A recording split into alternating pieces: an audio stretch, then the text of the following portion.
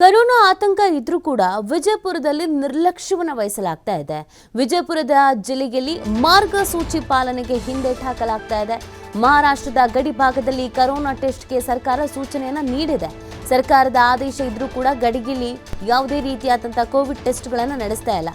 ಮಹಾರಾಷ್ಟ್ರದಿಂದ ವಿಜಯಪುರಕ್ಕೆ ಬರ್ತಾ ಇದ್ದಾರೆ ಪ್ರಯಾಣಿಕರುಗಳು. ಕೇಂದ್ರೀಯ ಬಸ್ ನಿಲ್ದಾಣದಲ್ಲಿ ನಿಯಮ ಪಾಲಿಸದೆ ಜನರು ಓಡಾಡ್ತಾ ಇದ್ದಾರೆ. ವಿಜಯಪುರ ಜಿಲ್ಲಾಡಳಿತದಿಂದ ಕಟ್ಟುನಿಟ್ಟಿನ ಕ್ರಮ ಅನ್ನೋದೇ ಕಾಣಿಸ್ಕೊಳ್ತಾ ಇಲ್ಲ.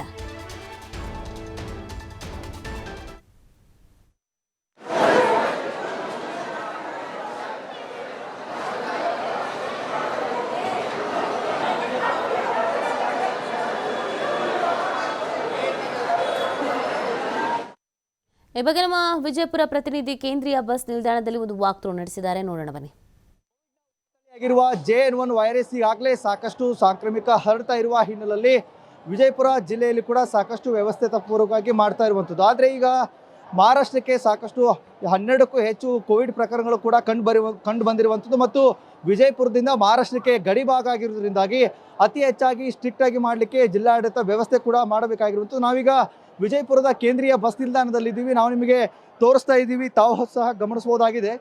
ಕೆಲವೊಂದಿಷ್ಟು ಜನ ಮಾತ್ರ ಮಾಸ್ಕನ್ನು ಹಾಕಿರುವಂಥದ್ದು ಮತ್ತು ಮಾಸ್ಕ್ಗಳನ್ನ ಹಾಕಬೇಕಾಗಿತ್ತು. ಮಾಸ್ಕ್ಗಳನ್ನ ಮರೆತು ಹಾಗೆಯೇ ಇರ್ತಾ ಇರುವಂಥದ್ದನ್ನು ಗಮನಿಸ್ಬೋದಾಗಿದೆ. ಮತ್ತು ಅತಿ ಹೆಚ್ಚಾಗಿ ಈಗ ಸರ್ಕಾರದ ರೂಲ್ಸ್ ಪ್ರಕಾರ ನೋಡೋದಾದರೆ ಹಿರಿಯರು ಮಾಸ್ಕನ್ನು ಹಾಕಬೇಕಾಗಿರುವಂಥದ್ದು ಮತ್ತು ಅಂದರೆ 60ರಿಂದ ಮೇಲ್ಪಟ್ಟಿರೋ ಹಿರಿಯರು ಏನಿದ್ದಾರೆ ಅವರು ಮಾಸ್ಕ್ಗಳನ್ನು ಧರಿಸಬೇಕಾಗಿತ್ತು. ಇವತ್ತು ಕೇಂದ್ರೀಯ ಬಸ್ ನಿಲ್ದಾಣದಲ್ಲಿ ಗಮನಿಸೋದಾದರೆ ಯಾವುದೇ ರೀತಿಯಾಗಿ ಹಿರಿಯರು ಮಾಸ್ಕನ್ನು ಕೂಡ ಹಾಕ್ತಾ ಇಲ್ಲ. ಕಳೆದ ಕೋವಿಡ್ ಸಮಯದಲ್ಲಿ ಕೂಡ ಸಾಕಷ್ಟು ಹಿರಿಯರಲ್ಲಿ ಈ ರೀತಿ ಆತಂಕ ಕೂಡ ಹೆಚ್ಚಾಗಿತ್ತು ಮತ್ತು ಅವರಲ್ಲಿ ಸಾವಿನ ಪ್ರಕರಣ ಕೂಡ ಕಂಡು ಬಂದಿರುವಂಥದ್ದು. ಆದರೆ ಈಗ ಏನು ಪ್ರಕರಣ ಕೂಡ ಹೆಚ್ಚಾಗ್ತಾ ಇರುವ ಹಿನ್ನೆಲೆಯಲ್ಲಿ ಈಗ ಅತಿ ಹೆಚ್ಚು ವಯಸ್ಸು ಆಗಿರೋರಿಗೆ ಕೂಡ ಇದು ಕಾಡ್ತಾ ಇರೋದ್ರಿಂದಾಗಿ ಈಗ ಅತಿ ಹೆಚ್ಚಾಗಿ ಆರೋಗ್ಯ ಸಚಿವರಾಗಿರುವ ದಿನೇಶ್ ಗುಂಡೂರಾವ್ ಅವರು ಕೂಡ ಹೇಳಿರುವಂಥದ್ದು ಹಿರಿಯರು ಮಾಸ್ಕ್ ಹಾಕಬೇಕು ಮತ್ತು ಸಾಕಷ್ಟು ಗುಂಪಾಗಿ ನಿಲ್ಲೋದನ್ನು ಕಡಿಮೆ ಮಾಡಬೇಕು ಅನ್ನುವಂಥ ಮಾರ್ಗಸೂಚಿಯನ್ನು ಕೂಡ ಬಿಡುಗಡೆ ಮಾಡಿರುವಂಥದ್ದು. ಆದರೆ ಈಗ ವಿಜಯಪುರದ ಕೇಂದ್ರೀಯ ಬಸ್ ನಿಲ್ದಾಣದಲ್ಲಿ ಗಮನಿಸೋದಾದರೆ ಹಿರಿಯರು ಕೂಡ ತಮ್ಮ ಬಸ್ನಲ್ಲಿ ಪಯಣವನ್ನು